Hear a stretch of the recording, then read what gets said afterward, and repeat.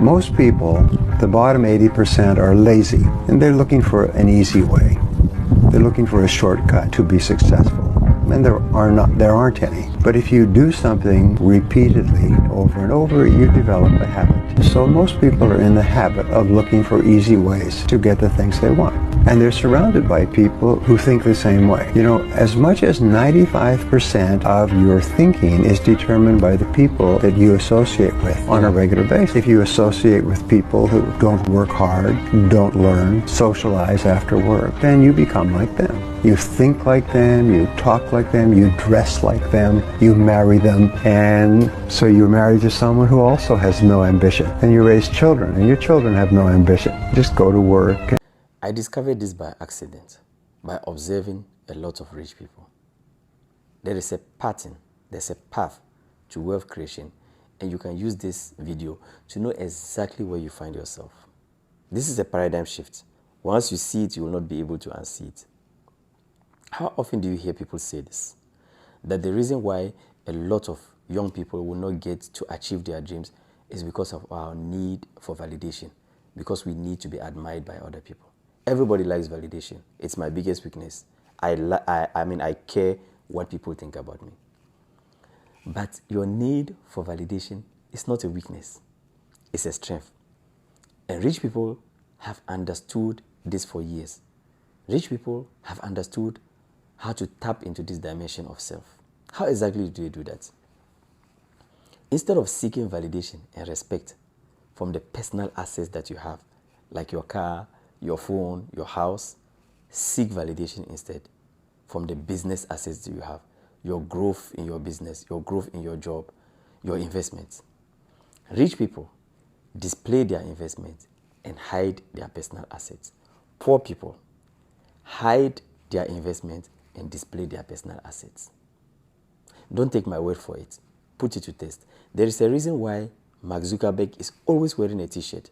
But every single time that he creates a business, that he makes an investment, he's tweeting about it, he's talking about it, he's saying a lot of things about it. There is a reason why you don't know how many houses Dangote has. But every single investment that he makes, he's granting interviews, he's talking about it. You'd be wrong, disappointed even, to think that these people are in it for money. Dangote is all right, but his sense of self, his sense of accomplishment, his validation is linked to the growth of his business. Do you know how much $1 billion is? If Dangote spent $5,000 every day of his life, it will take him 500 years to get to $1 billion. And he has $14 billion. He's not in it for money. He doesn't care about money. Recently, he did an interview where they asked him that what advice does he have for the youth of Africa?